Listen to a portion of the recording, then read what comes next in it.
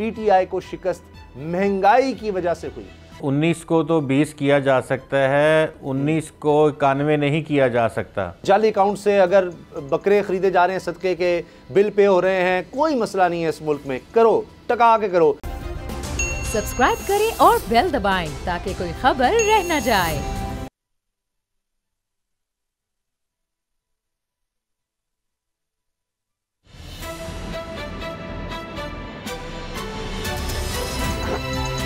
अब पता चला। बिस्मिल्लाहिर्रहमानिर्रहीम, अस्सलाम वालेकुम। मैं हूं मोहम्मद उसामा गाजी और आप देख रहे हैं अब पता चला। खबर यह है कि खैबर पख्तूनख्वा के बल्दियाती इलेक्शन को लेकर तहरीक इंसाफ हालत गम में है और अपोजिशन हालत दमादम में है। पीडीएम सरबराह मौलाना फजलुर रहमान इन बल्दियाती नताइज से इतने खुश हैं कि उन्होंने अगले आम इंतखाबात की तैयारी अभी से शुरू कर दी है। दलील इसकी मौलाना फजलुर रहमान की बलूचिस्तान के साबिक वज़ीर आला नवाब असलम रईसानी को JUI में शमूलियत की दावत देना है। सच ये है कि पीटीआई की अपसेट शिकस्त ने अपोजिशन के मुर्दा घोड़े में जान भी डाल दी है और मुंह में जुबान भी।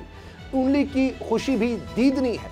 आज इस्लामाबाद में मरियम नवाज ने मीडिया से गुफ्तगू करते हुए पीटीआई को मुफ्त मशवरे भी दिए और मुस्तकबिल का मंजरनामा भी दिखा दिया। मरियम नवाज ने कहा कि उनका ख्याल है कि अब तो कोई पीटीआई का टिकट लेने वाला नहीं रहेगा।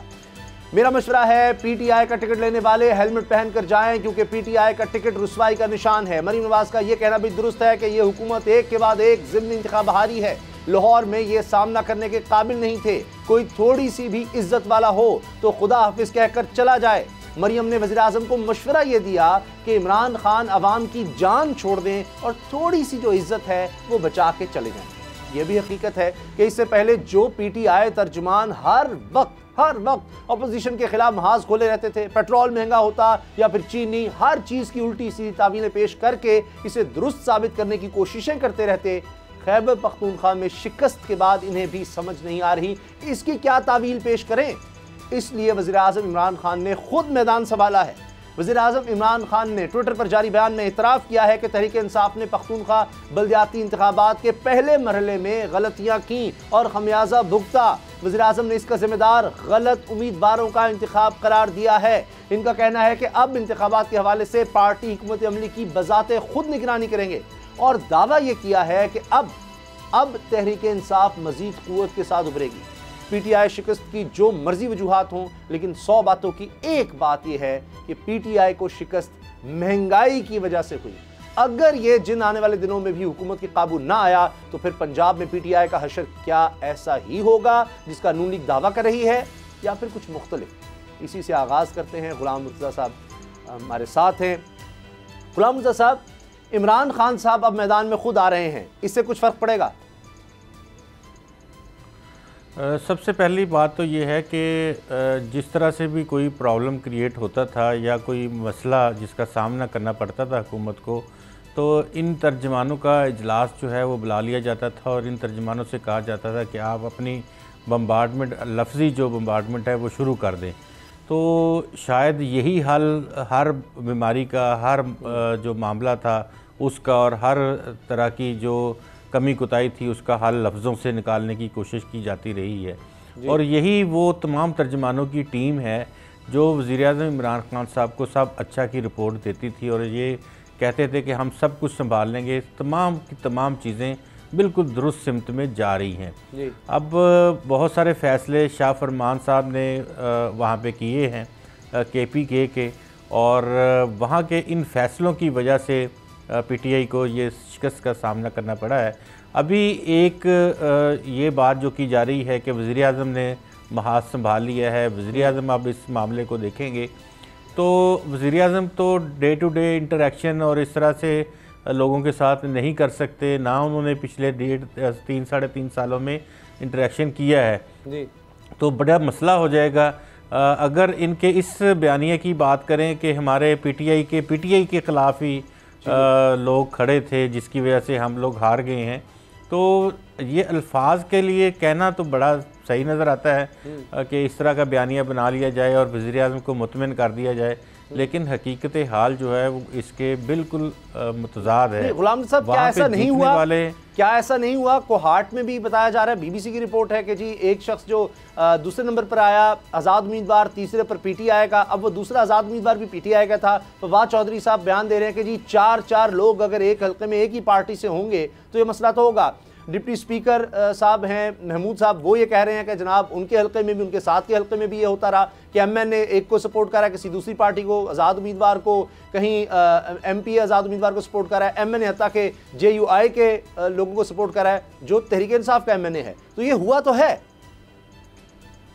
देखिए, इक्का दुक्का मामलात हैं इस तरह के जिनको आप ये तमाम का तमाम इलेक्शन इस कॉन्टेक्स्ट में नहीं आप देख सकते। अगर वहाँ पे बात की जाए नूर आलम ख़ान साहब की, तो वो उनके बहुत ही करीबी अजीज़ थे जिनके लिए उन्होंने वो बातचीत की या लोगों से वोट के लिए कहा। तो ऐसे जो पर्सनल रिलेशनशिप होता है उसमें पार्टियां मैटर नहीं करती, ख़ानदान मैटर करते हैं। और थोड़ा बहुत इस हवाले से हर पार्टी में इस तरह ये होता आया है और ये इसी तरह की सूरत हाल वहाँ पर भी हुई है। और अगर एक अक्का दुक्का जो हल्के हैं उसमें इस तरह की सूरत हाल हुई है, देखें कोई दूर नहीं है, जनवरी में दोबारा इंतखाब होगा, दूसरा मरहला होगा, उस वक्त तक देखें कागजात नामजदगी तो जमा हो चुके, फहरिस्त उम्मीदवारान भी हो चुकी, अब तो इलेक्शन होने हैं। तो जब वो इलेक्शन होंगे तो उस वक्त तक तो क्या किया जाएगा, क्या उम्मीदवारों को बिठा दिया सवाल है, बड़ा अहम है कि फिर इमरान खान साहब जो कह रहे हैं मौजू उम्मीदवार नहीं थे, तो अब तो फैसला हो चुका, तो अब क्या किया जा सकता है? क्या ये हो सकता है कि जिस तरह पहले एक ही हल्के से कई लोग खड़े हो गए तो फिर किसी को बिठाया जाए उनमें से जितने लोग खड़े हैं, अगर ऐसा है अभी भी हल्कों में मुख्तलिफ, तो फिर यह कि जो इमरान खान साहब डिसाइड करेंगे कि ये सबसे मुनासिब लग रहा है तो उसको कहा जाएगा कि भाई इसके लिए बाकी लोग बैठ जाएं।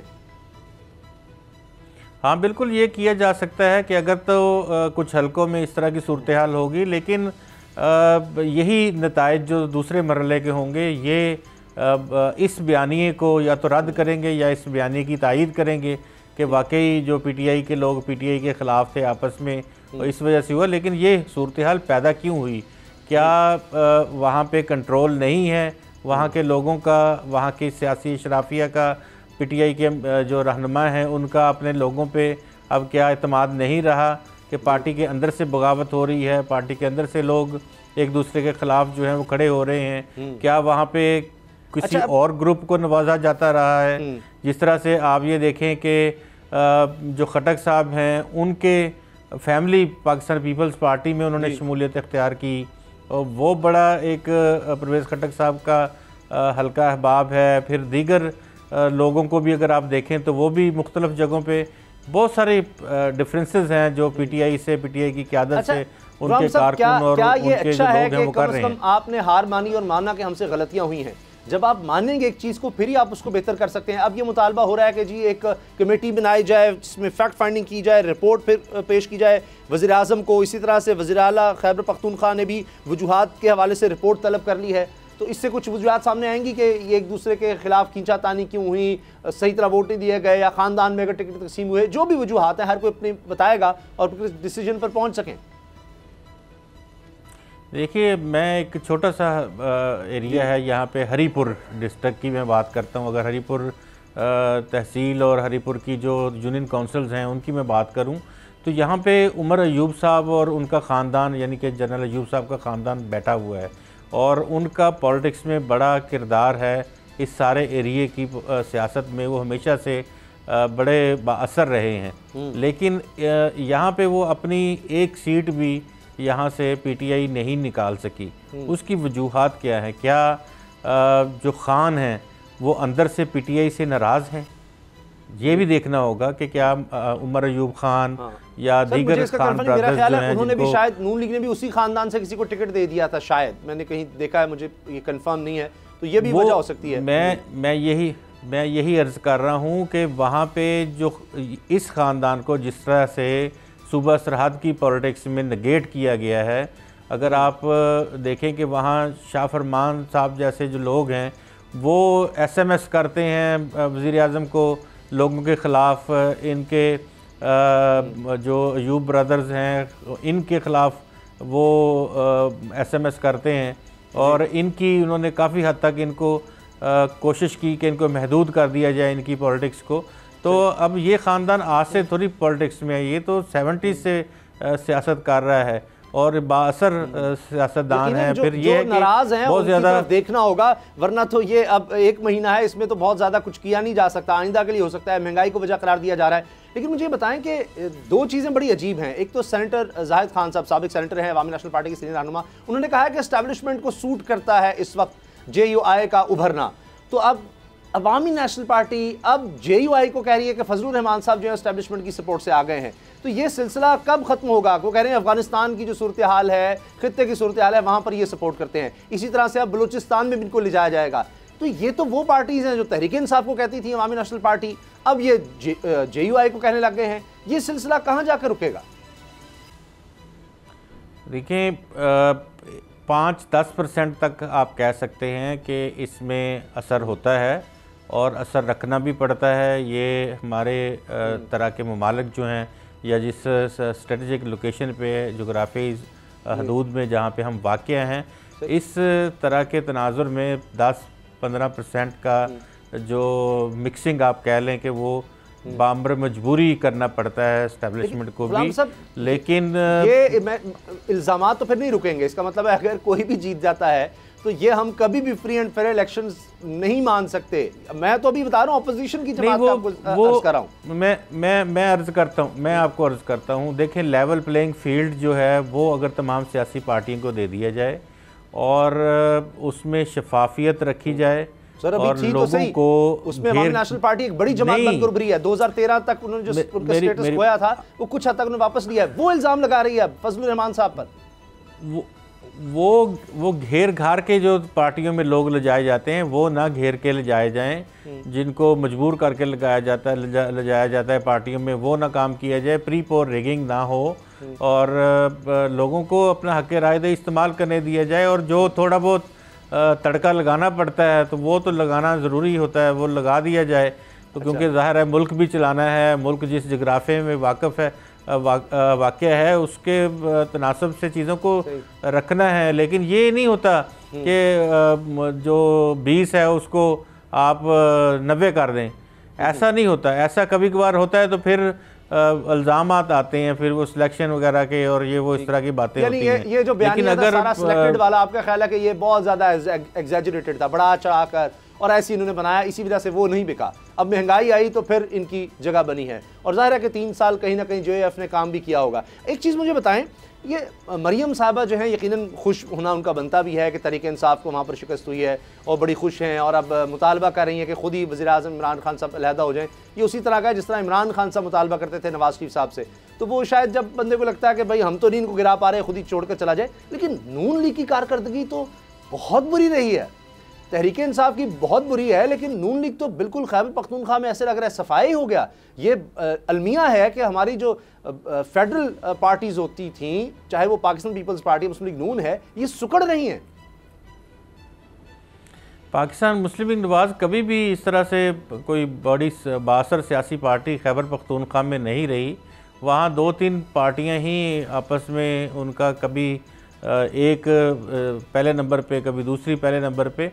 पाकिस्तान पीपल्स पार्टी और पाकिस्तान मुस्लिम लीग नवाज का बस आप ये कह लें कि या तो इकबाल ज़फ़र झगड़ा साहब होते थे या सरंजाम साहब होते थे या ये अयूब ब्रदर्स भी रहे हैं।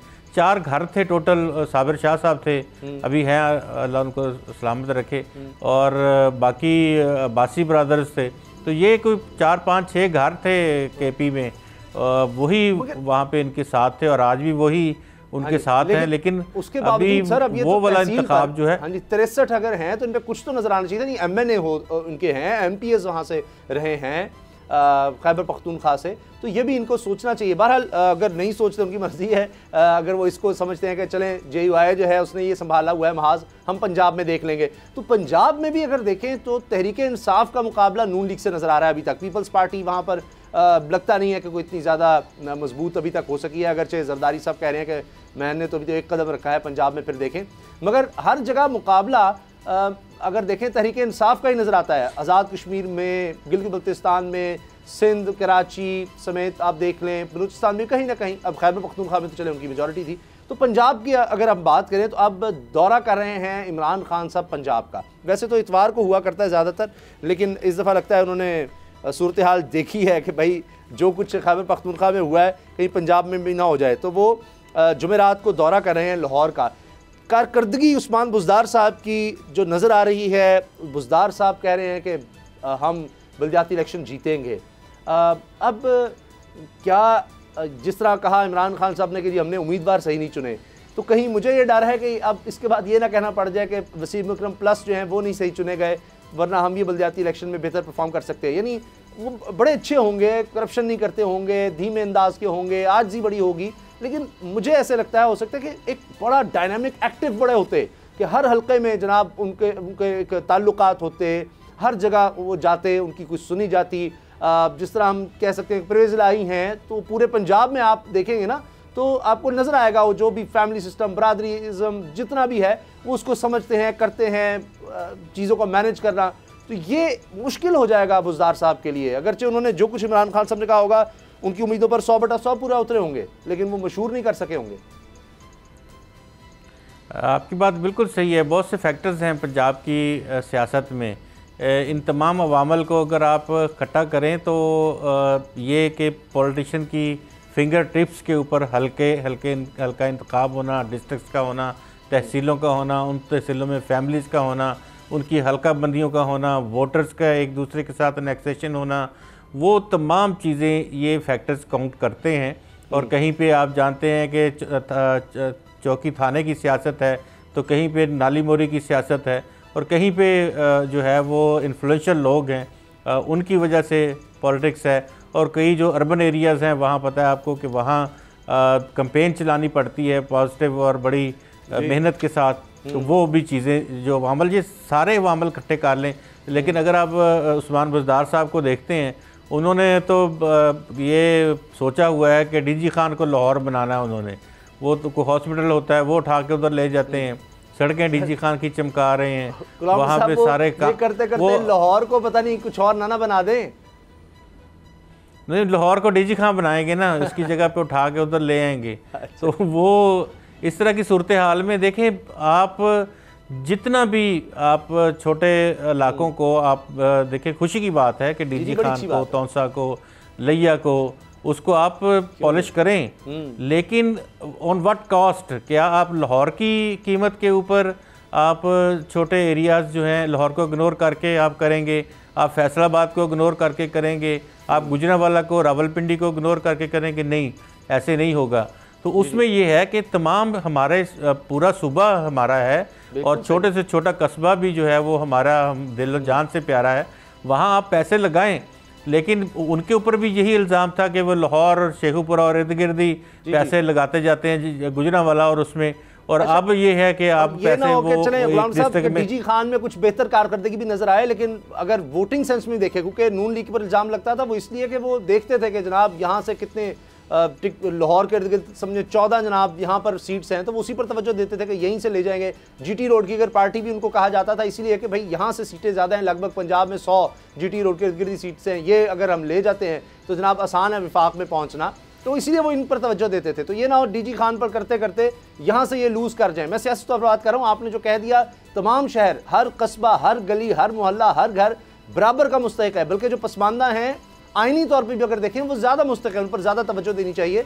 लेकिन ये नहीं कि बिल्कुल ही दूसरे इलाके निगलेक्ट हो जाए, क्योंकि बड़े शहर जो हैं वो चला रहे होते हैं। यानी किसान भी अगर है तो वो उसकी जो भी फसल है वो शहर में आके ही बिकनी है, शहरों ने ही आप समझे कि ड्राइव करना है इकोनॉमिक एक्टिविटी को। ये सारी दुनिया में होता है।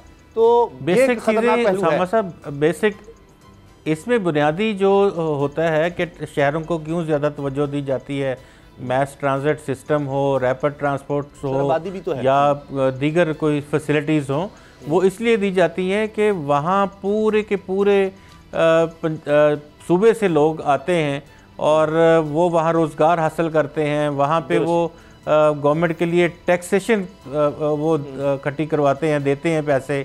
तो जितनी एक्टिविटी जनरेट होती है इकोनॉमिक, उससे मुल्क को फ़ायदा होता है, इंडस्ट्रियाँ चलती हैं, सारा कुछ बड़े शहरों में या तो आप इस तरह करें कि हर छोटे बड़े कस्बे में स्मॉल इंडस्ट्रीज़, घरेलू सनतें आप लगाएं और सब लोगों को आप अपलिफ्ट करें, तो फिर मेयार ज़िंदगी सबका एक जैसा हो सकता है। देखना होगा ना, लेकिन जब काम किया जा सकता है, आपको बड़ी इंडस्ट्री तो ज़ाहिर है किसी कस्बे में या छोटे शहर में लगाना भी मुश्किल है।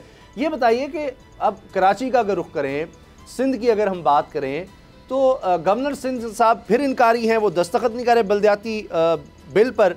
ये झगड़ा ख़त्म होगा या नहीं होगा? और ज़ाहिर है सिंध हुकूमत की चलेगी और उसके बाद लगता है कि ये मामला अदालत में ही जाना है। वो नहीं करते तो मेरे ख्याल में अब शायद दूसरी दफ़ा है ये, तो वो तो कानून बन जाएगा। हाँ जी, वो तो इतना तो वो नहीं है कि वो उसको रिजेक्ट कर दें या उसको नज़रसानी के लिए एक दफ़ा भिजवा सकते हैं, दूसरी दफ़ा उनके पास जाए तो वो हेल्पलेस हैं। अगर वो for certain period of time 40 दिन के अंदर वो नहीं करते तो वो उसके बाद वो ऑटोमेटिकली वो कानून बन जाता है। तो उसमें तो ऐसी कोई कबाहत नहीं है। तो ये है कि इससे कुछ चीज़ें लेट तो हो सकती हैं कि अगर फौरी वो कर दें तो उसमें जल्दी इंतखाबात हो जाएं, शायद वो अभी उसको मज़ीद आगे ले जाना चाहते हैं, तो 40 दिन के बाद वो कानून बन जाएगा, तो उसके बाद इंतखाबात वहाँ हो जाएंगे, पार्टियों को टाइम मिल जाएगा। तो अभी आप MQM से अगर आप देखें तो उनकी तरफ से भी मुतालबा आना शुरू हो गया है हल्का बंदियों के हवाले से, वो भी महीना डेढ़ महीना आगे करने की बात कर रहे हैं। तो इस तरह की सिचुएशन जो है वो अच्छा सर, तमाम दो बड़े अहम सवाल मेरे जहन में आ रहे हैं। एक तो ये कि जिस तरह से फवाद चौधरी साहब ने मुआवजा करके बताया कि जी सिंध हुकूमत की कारकर्दगी बुरी है, महंगाई आप देखें कराची में सबसे ज़्यादा है, तो ये कुछ तो चीज़ें उनको कंट्रोल करनी चाहिए। क्या आपको लगता है ये कोई चीज़ें बिकेंगी? बल्दियाती इलेक्शन जब भी होते हैं वहाँ ये बात सुनी जाएगी, या महंगाई सारी की सारी वफाकी हुकूमत के खाते में आएगी और वो उसकी वजह से ये पंजाब में भी सफ़र कर सकते हैं?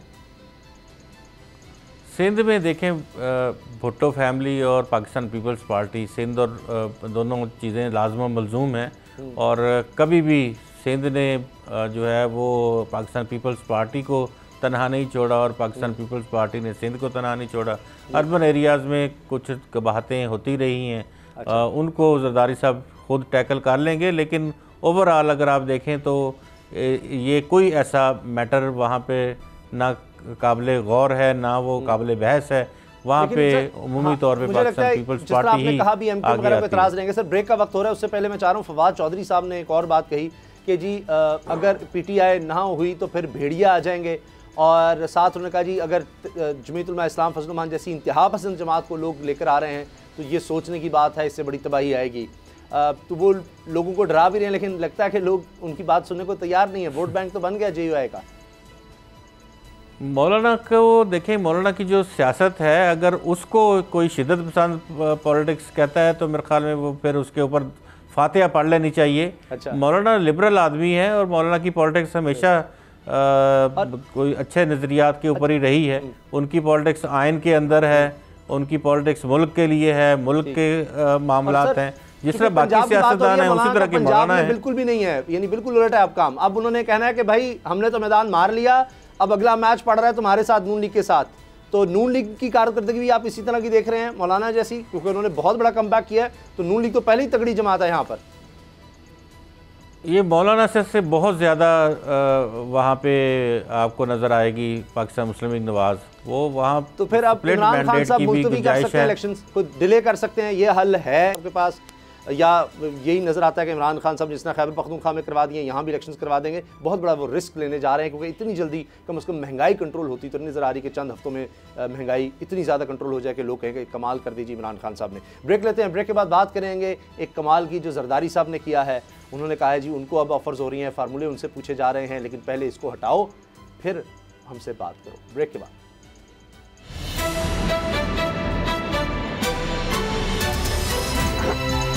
अब पता चला।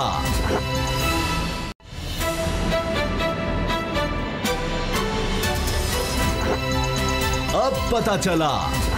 साबिक सदर आसिफ अली जरदारी ने ऐसा बयान दे दिया है कि नया पंडोर बॉक्स खोल दिया है, बहुत से लोगों को इससे फ़ायदा पहुंचा दिया है, ताकि लगता है कि तहरीक इंसाफ को भी इससे फ़ायदा होने जा रहा है। क्या कहा है उन्होंने, ज़रा सुनिए। गुलाम साहब जरदारी साहब कह रहे हैं, वो कहते हैं कि कोई फार्मूला बनाएं, ये वो कौन है? और जब ज़ारी साहब भी कह रहे हैं वो एक तीर से कई शिकार कर रहे हैं। एक तो ये कि शायद वो दिखा रहे हैं कि जी अब पीपल्स पार्टी फिर इम्पोर्टेंट हो गई है, उसकी तरफ देखा जा रहा है, एक ऑल्टरनेट जो है वो दिया जा रहा है, नून लीग नहीं है, हम हैं, तो अब उनसे बातचीत हो रही है। उधर अवामी नेशनल पार्टी कह रही है JUI से बात हो गई या वो सूट करते हैं। तो ये जरदारी साहब ने ये जुमले क्यों कहे हैं? इससे तो एक तरह से फ़ायदा हो गया, तहरीक इंसाफ को कहेंगे जी बातचीत तो आप कर रहे हैं, हम पर आप सेलेक्टर का इल्ज़ाम लगाते रहे, आप बातचीत आगे बढ़ा रहे हैं, फार्मूले आपसे डिस्कस हो रहे हैं। देखें, सियासतदान होते हैं रास्ता बनाने के लिए। जब भी कभी मुल्की सियासत या मुल्की मईशत या कुछ भी बंद गली में दाखिल हो जाए तो पॉलिटिशियन सर जोड़ते हैं और कोई ना कोई हल जो है वो उसका निकल आता है।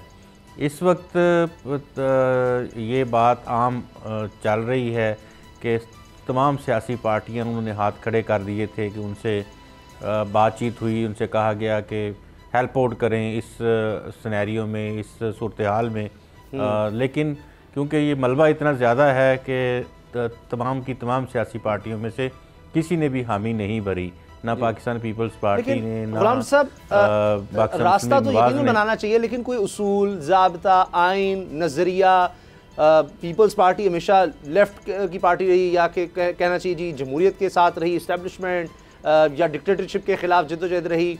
अब इल्ज़ाम उस पर लगाने लग गई नून लीग के जनाब इनकी डील, मौलाना साहब कह रहे हैं जो ऑफ़र इनको हुई थी हमें भी हुई थी, मौलाना साहब पर अलग इल्ज़ाम लग रहा है। बिलावल कहते हैं जी इस्टेब्लिशमेंट का खून नून लीग में है। तो जिस तरह मियाँ नवाज शरीफ नज़रिए से हट गए वो तो बिल्कुल अब फ़र्क नज़र आ गया है। एतजाज़ हसन साहब कह चुके हैं, टेलीविज़न पर आकर कह चुके हैं कि नून लीग की डील हो गई है, अब ये उनके नाम नहीं लेते, जिनके नाम लेते थे उन्हीं से उन्होंने डील की है। तो ये फिर क्या है? यानी नज़रिया ख़त्म हो जाता है 3-4 साल के बाद, या इक़्तिदार में आने के लिए सब कुछ होता है, इक़्तिदार में आना हो तो फिर काला कोट पहनकर जो वज़ीर आज़म उसके ख़िलाफ़ जा भी सकते हैं आप, उसके बाद आप उससे माफ़ी भी नहीं मांगेंगे, आप इलेक्शन से पहले मुलाकातें भी करेंगे इस्टेब्लिशमेंट से। आपने अगर लाना है जनाब किसी जज को, पीपल्स पार्टी नहीं लाना चाहती इफ्तिखार चौधरी को, तब भी आप इस्टेब्लिशमेंट से मिलकर लेकर आएंगे। तो ये कितनी दफ़ा होगा इस मुल्क के साथ कि हर जमात कहती है कि जनाब हम नज़रियाती हो गए, ये हो गया, और उसके कुछ अरसे के बाद अब रास्ता बनाना है या आगे बढ़ना है। तो ये तो सर यही होता रहेगा फिर। अब कल को फिर हो सकता है कि और जमात आए तो तहरीक इंसाफ रास्ता बनाने के लिए फिर साथ हो जाए। मैंने आपसे अर्ज़ किया था कि 19 को तो 20 किया जा सकता है, 19 को 91 नहीं किया जा सकता। ये अगर इस तरह की पॉलिटिक्स के अंदर इस्टेब्लिशमेंट इस तरह का किरदार अदा करे, वो किसी भी सियासी पार्टी को कबूल नहीं होता, जिसके लिए फिर आवाज़ें भी उठती हैं। फिर आस्ता आस्ता आपने देखा कि 3 साल पहले तो कोई आवाज़ भी हवा में भी बात नहीं कर सकता था, मीडिया के ऊपर भी बात नहीं हो सकती थी, और आज देखें कि पूरे प्रोग्राम भी हो रहे हैं और सियासी जमातों ने बहुत स्पेस हासिल कर लिया है और बड़ी बातें, वो जिस तरह जरदारी साहब ने इतनी बड़ी बड़ी बातें की हैं, तो वो भी अब दोबारा से एहसास दिलवा रहे हैं कि ये आपकी चॉइस गलत थी, ये गलत हो गया मुल्क के साथ, हम आगे इस मामला को अच्छा कर सके। इस्टेब्लिशमेंट कहाँ की है? क्या इंडियन इस्टेब्लिशमेंट है?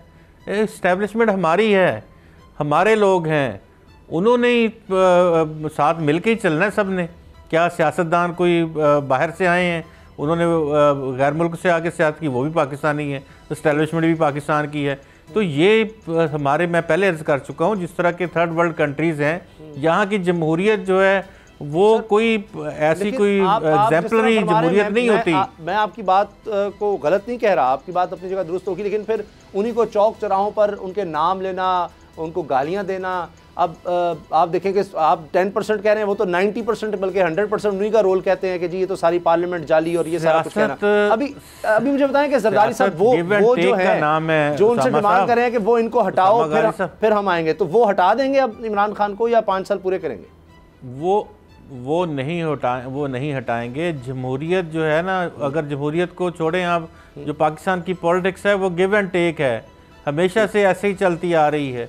और इसमें मज़ीद जिस तरह से कल अब मौलाना फजल रहमान ने कहा कि जो सियासतदानों को निशाना बनाया जाता रहा, उनकी किरदार कुशी की जाती रही, उसको अब बंद होना चाहिए। तो वो ये रिजेंटमेंट थी पॉलिटिशियंस के दरमियान, उनके अंदर, कि आप सियासत ज़रूर करते रहें, सियासत में किरदार होते हैं, कभी कभार कुछ चीज़ें ऊपर नीचे होती हैं, लेकिन ये नहीं है, ये हकीकत है कि हमारी पॉलिटिक्स और हमारी जमहूरियत जो है वो फुली, हम उसको एग्जाम्पलरी नहीं कर सकते, वो उस तरह है। लेकिन ये है कि एक हद तक हम ये कह सकते हैं कि अवाम की राय का एहतराम वो बहुत ज़रूरी है। किसी को मुसल्लत कोई भी ना किया जाए किसी भी सियासी पार्टी को। साहब के फिर हम खुद जब इस तरह की बातें करते हैं, हमारे सीनियर 3 रहनुमा, यानी इनसे बड़े हमें जो सियासी पार्टियां तो नहीं है ना पाकिस्तान में, पीपल्स पार्टी है, मियां नवाज शरीफ साहब, नून लीग है, मौलाना फजल रहमान साहब है, चले तहरीक इंसाफ आज इक़्तिदार में है, अपोजिशन की अगर बात करें तो वो जब इस्टेब्लिशमेंट का इस तरह जिक्र करते हैं तो फिर ये तो जहनों में आता है कि वो 10 नहीं, वो 90% है, मजबूत हुए हैं। जब मौलाना भी जीतने के बाद ये कह रहे होंगे कि हमें रास्ता दो, हमें रास्ता दो, हमें आने दो, भाई आपके अवाम के रास्ते से हम आ गए, अवाम की ताकत से आ गए, हमने आगे भी इन्हीं की ताकत से जाना है, तो उनसे तो ना अपील करें। वरना लोगों ने कहा हाँ कि हवा बन रही है, आजकल शहबाज शरीफ साहब इस तरह की खबरें चला रहे हैं, जी हवा बन रही है, हमसे वो सोहेल वड़ाई साहब को इंटरव्यू दे दिया, 2018 के इलेक्शन 2-3 महीने पहले तो हमारे से काबीना डिसाइड हो रही थी, काबीना के नाम डिसाइड हो रहे थे। तो हमारे पॉलिटिशियंस खुद इस तरह से जब बात करते हैं तो एक डिस्कोर्स बनता है, एक लोगों के जहनों में काम, वोटर के जहन में आता है, हाँ जी किस तरफ जा रही है जी, किसको कौन सपोर्ट कर रहा है, तो यही जीतेंगे जी, चलो जी इन्हीं को ही कर दें। तो इससे फिर मेरा ज़ाती ख्याल है कि इससे जमहूरियत को नुकसान है। आप इतने सादे नहीं, आप इतने सादे नहीं हैं। अच्छा। आप क्या चाहते हैं सबको बेलमहार और बेलगाम छोड़ दिया जाए और फिर आप मुल्क का जो हाल हो वो फिर कोई ये भी कहने वाला बाकी ना बचे कि ये क्या हुआ, ये कैसे हुआ, क्यों हुआ, किसने किया। तो ये एक हकीकतें हैं, ये तलख हैं, लेकिन हकीकतें पब्लिक में आके वोटर्स को ये बात कहने का मतलब क्या होता है कि दिखाना कि भाई हमारे साथ भी बातचीत चल रही है, वो भी इतने अहम है, जरूरत पड़ गई है उनको हमारी। पॉलिटिशियन इस तरह की बातें करते रहते हैं, ये गिव एंड टेक होता है, किसी ना किसी हवाले से कोई चीज़ लेनी होती है तो किसी के खिलाफ बयानबाजी शुरू हो जाती है, किसी से कोई चीज़ छीननी होती है उसके हवाले से बयानबाजी, किसी को कोई चीज़ मिल रही होती है उसको रुकावट डालने के लिए कोई बयान देते हैं तो वो उसकी वो सीट रुक जाती है, उसको नहीं मिलती। ये हकीकतें हैं इस सियासत की। यहाँ असम्बली में आप देखें जिन लोगों की तकरीरें, कभी कभार ऐसी ऐसी तकरीरें करते हैं लगता है कि इनसे बड़े मुफ्ती आज़म कोई नहीं है, और कभी उनके आप बाहर निकल के उनको देखें तो आपको लगता है कि ये तो वो पीडीएम वाला गिव एंड टेक हो गया है, मतलब सबको सब कुछ मिल रहा है जिस वजह से पीडीएम बनी थी। गिव एंड टेक ये था कि शफाफियत लाई जाए और इंडिपेंडेंट किया जाए चीज़ों को, इन्फ्लुएंशियल ना हो, और वो चीज़ जो बाज़ का इस्तेमाल की जाती है कि इस सियासी पार्टी की तरफ आया जाए या pre poll post poll rigging जो है वो उस तरफ की वो ये फैसला नहीं हो पाता ना सर। आज अवामी नेशनल पार्टी खड़ी हो गई है, अब शफाफियत आई है, गैर जानिबदारी आई है, जिसको नून लीग भी मान रही है, पीपल्स पार्टी मानती है, एक और बड़ी जमात खड़ी हो गई है वो नहीं मान रही, वो कह रहे कहाँ के शफाफ, वो तो मानते ही नहीं है कि शफाफ हुए। इस तरह ये कभी मुझे लगता नहीं हो सकेगा। वो जानते हैं तमाम हकीकतों को, एएनपी वाले बड़ी कुर्बानियां उन्होंने दी हैं मुल्क के लिए, और बड़े उनके आप जानते हैं कि एएनपी से ज़्यादा कुर्बानियां किसी ने नहीं दी हैं। अगर आप केपी में बात करते हैं तो एएनपी के कितने ख़ानदान उनके शहीद हुए, कैसे बड़े बड़े बलोर फैमिली को आप देखें और बाकी लोगों को देखें तो यकीन माने उनकी बहुत कंट्रीब्यूशन है एएनपी की वहाँ पे अमर ओमान के हवाले से और वार ऑन टेरर में। एक लंबी लेकिन अब वोट तो अवाम ने देने हैं, अवाम अगर देंगे तो वो एएनपी को भी दे सकते थे, नहीं दिए उन्होंने।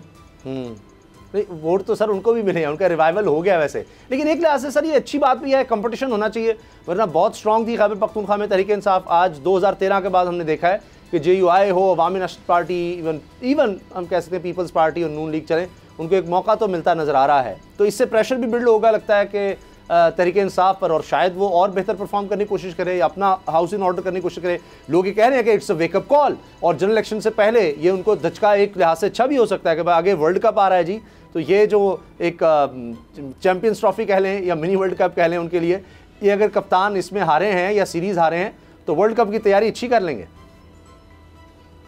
क्रिकेट की सोचों से बाहर निकले ना, तो मेरे ख्याल में असल मुआशी सोचों की तरफ आएँ और छक्के चौके की बजाय ये देखें कि इंडिकेटर्स हकीकत में किधर जा रहे हैं।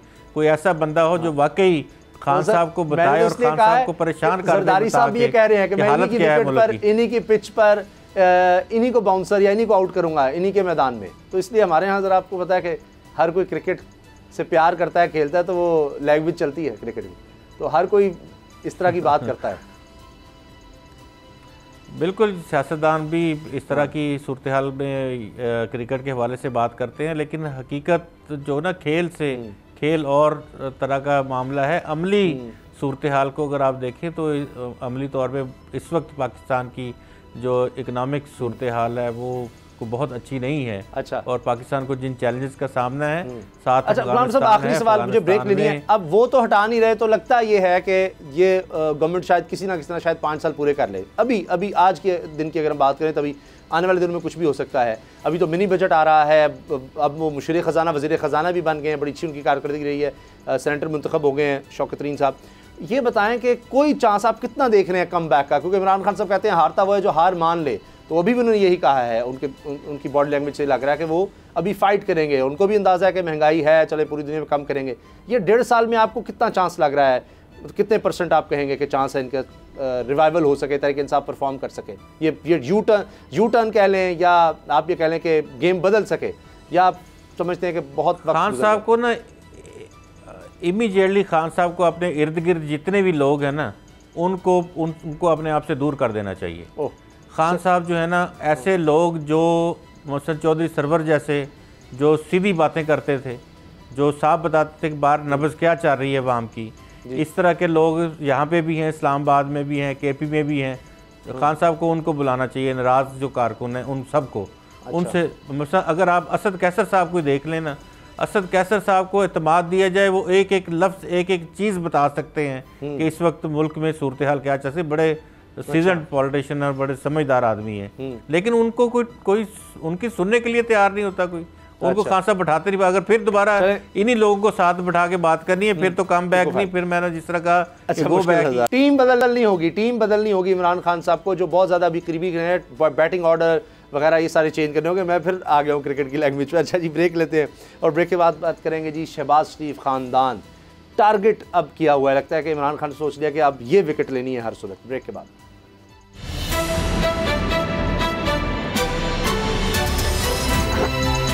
अब पता चला।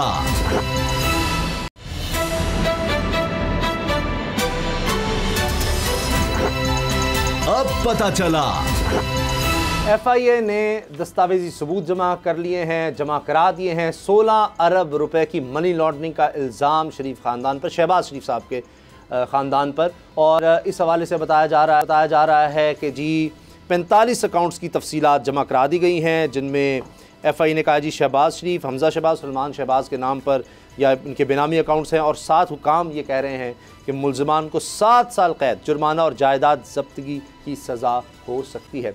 गुलाम रज़ा साहब, ऐसे लग रहा है कि अब शहबाज शरीफ साहब ज़्यादा टारगेट पर हैं। मरीम साहिबा और नवाज़ शरीफ के केस तो अलग चल रहे हैं, मगर FIA चूँकि नैब से शायद मायूस हो गए इमरान खान साहब, तो FIA बड़ा एक्टिव नज़र आ रहा है। ये एक आखिरी इनके पास मौका नज़र आ रहा है कि अगर ये केस बना देते हैं तो इमरान खान साहब का जो करप्शन के ख़िलाफ़ बयानिया था उसको कुछ तक़वियत मिल सकती है, वरना बड़ा मुश्किल हो जाएगा। कि वो हमेशा कहते हैं करप्शन हुई है, मुल्क का पैसा लूटा गया, ये सब जानती है, तो हकीकत है, डिनाई नहीं किया जा सकता।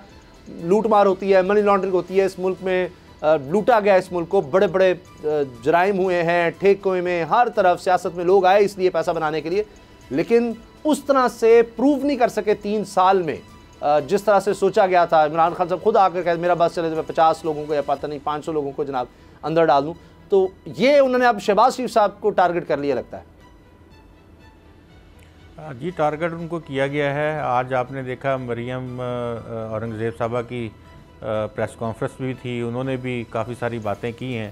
अगर आप देखें कि बरतानिया से मनी लॉन्ड्रिंग के हवाले से जो अकाउंट्स थे उसमें शहबाज शरीफ साहब को उन्होंने कहा था कि उनकी इन्वॉल्वमेंट नहीं है मनी लॉन्ड्रिंग में। और अगर ये जिस तरह से ये इल्ज़ामात हैं, इन इल्ज़ामात को आगे प्रूफ करने में इनके गवाहान तक और फिर पूरी सज़ा तक बहुत लंबा प्रोसेस है। 100 गवाह हैं जी, 100 गवाह। ऐसा नहीं है जी, ऐसा नहीं लगता कि आप साल 2 साल में इस केस को ख़त्म कर लेंगे। और फिर ये कि ये इल्ज़ामात की हद तक तो ठीक है कि इसको फोकस किया जाए, दोबारा इसमें गिरफ्तारी तो इन दिस स्टेज नहीं हो सकती, कोई और नया केस बनाना पड़ेगा अगर गिरफ्तारी करनी हुई, क्योंकि इसमें तो अदालती सूरत हाल होगी। उसी से अदालत की वजह से अगर चाहें अदालत में तो फिर वहाँ से ऑर्डर ले सकते हैं इनकी गिरफ्तारी का। अदरवाइज़ मियाँ शहबाज शरीफ साहब की गिरफ्तारी इस केस में कम से कम फ़िलहाल नहीं हो सकती है। तो शहजाद अकबर साहब कहते हैं मुझे किसी भी अदालत में ले जाए मैं साबित करूंगा, मुझे किसी भी अदालत में ले जाए, वो वकील भी हैं, वो कहते हैं जी मैं साबित करके दिखाऊंगा इन सारों की मनी लॉन्ड्रिंग और ये सब कुछ। कहते तो ऐसे ही हैं। अगर आप शहजाद अकबर साहब की शुरू से लेके अब तक की तमाम तकरीरें, फवाद चौधरी साहब के तमाम जो बयानात फरमूदात हैं उनको, और बाकी चेयरमैन नैब साहब के फरमूदात बयानात, उन सबको आप देख लें, मेरे ख़्याल में कुछ खरबों डॉलर की बात होती रही है। और अभी जो सूरत हाल है वो सब आपके सामने है।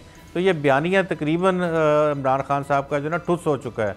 वो अब बात नहीं है कि लोग अब उनके पीछे उसके ऊपर लग जाएं। जिस तरह से हर महंगाई की हर बात होती है, पिछली हुकूमत ने ये कर दिया, ये क्यों पिछली हुकूमत ने ये कर दिया। भाई बात ये है 29 से 31 बिलियन डॉलर के करीब कर्ज था जब आपने हुकूमत संभाली है। आज 60 बिलियन डॉलर है। अगर पूरे पाकिस्तान की मुआशी तारीख़ में 30 बिलियन डॉलर तक पहुँचे हैं और आपने 3-3.5 सालों में 60 बिलियन डॉलर तक आप ले गए हैं, तो आप अपना खुद ही एहतसाब कर लें, खुद आप चीज़ों को देख लें। और कोई प्रोजेक्ट नहीं बना, कोई ऐसी जगह आप बता दें जहाँ कोई मंसूबा शुरू किया गया हो। गुलाम साहब, कहीं ऐसा तो नहीं है कि इनकी बैड गवर्नेंस, इनकी बुरी कारकर्दगी की वजह से, इस महंगाई की वजह से इस मुल्क में अब ये होगा कि जनाब करो करप्शन? कुछ नहीं हो सकता है कि इमरान खान आया था, उसने कहा जी करप्शन का खात्मा होगा, कोई नहीं कर सका, हम बड़े ताकतवर हैं। यानी जाली अकाउंट से अगर बकरे ख़रीदे जा रहे हैं, सदक़े के बिल पे हो रहे हैं, कोई मसला नहीं है इस मुल्क में, करो टका के करो। अगर यहाँ पर स्विस अकाउंट्स आते हैं, एक पार्टी कहती है जी हम आकर पकड़ेंगे, सबको पता होता है, लेकिन कुछ नहीं हो पाता। सरे महल हमें पता लगते हैं, हमें फ्लैट्स का पता लगता है, हम देखते हैं हमें कतरी खातक मिलता है। यानी it's a shame for our country कि यहाँ पर जनाब 3 दफ़ा वज़ीर आज़म रहे, उनका ख़ानदान पाकिस्तान के अमीर 3 ख़ानदानों में से हो, ये सब सियासतदान अमीर हों जो इक़्तिदार में रहें, और उसके बाद उनके पास ये भी ना हो कि हमने ये सारी दौलत किस तरह से बनाई है, उसका कोई उनके पास दस्तावेजी सबूत एक भी ना हो। तो सर ये फिर हम कब तक ये करेंगे कि जी इमरान खान ने बुरी कारकर्दगी कर दी, लिहाजा हम करप्शन को अब छोड़ दें? ये करप्शन इस मुल्क में है, ये तो पनपती रहेगी, ये हम तबाह होते रहेंगे। बड़े बड़े ख़ानदान या बड़े बड़े सियासतदान, इमरान खान के इर्द गिर्द जो लोग हैं वो भी कहेंगे जी फिर हम क्यों रुकें, हम पहले भी कर रहे हैं और मज़ीद करप्शन करेंगे। तो ये इनकी बुरी कारकर्दगी की वजह से आपको नहीं लगता कि ये बयानिया पिट गया है और इससे मुल्क को अल्टीमेटली नुकसान होगा कि जी नैब भी कुछ नहीं है, ये भी कुछ नहीं है, और लोगों का एतबार सिस्टम में से उठता है? सिस्टम में से एतबार इल्ज़ामात लगाने से उठता है। सिस्टम को इस हद तक मजबूत कर दिया जाए कि इसमें से कोई मच्छर, कोई मक्खी भी बाहर ना निकल सके। बड़े बड़े मगरमच्छ यहाँ पे निकल जाते हैं। इन तमाम चीज़ों के लिए जितने अदारे हमारे पास इस वक्त तक मौजूद हैं वो बड़े तसल्ली बख्श काम कर सकते हैं अगर उनको एतमाद दिया जाए।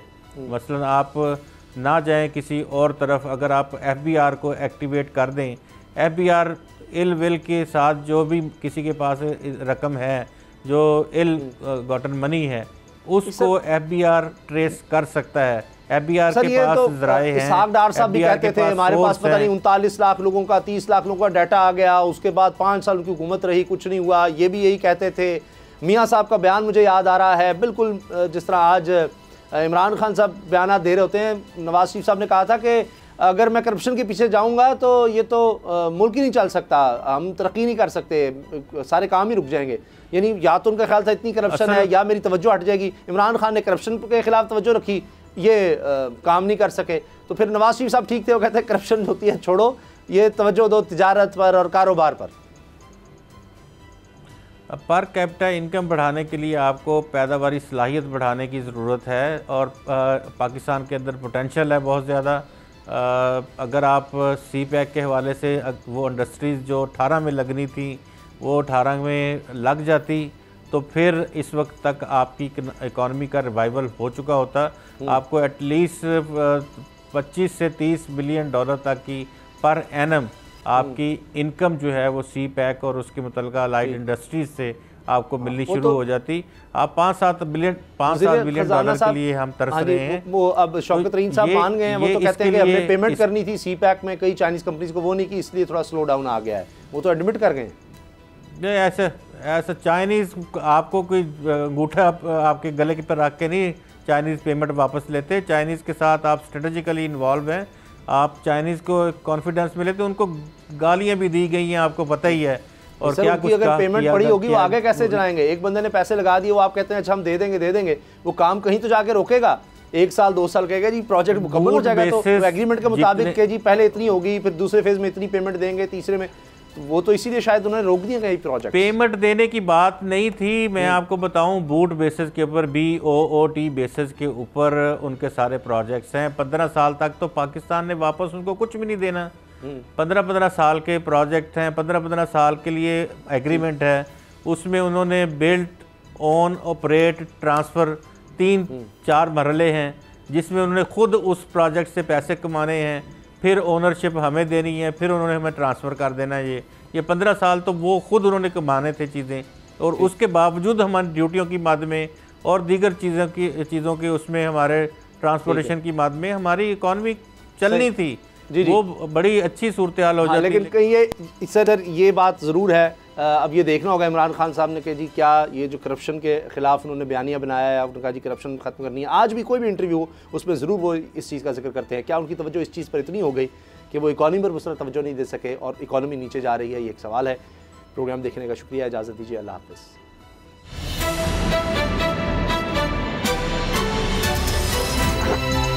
अब पता चला।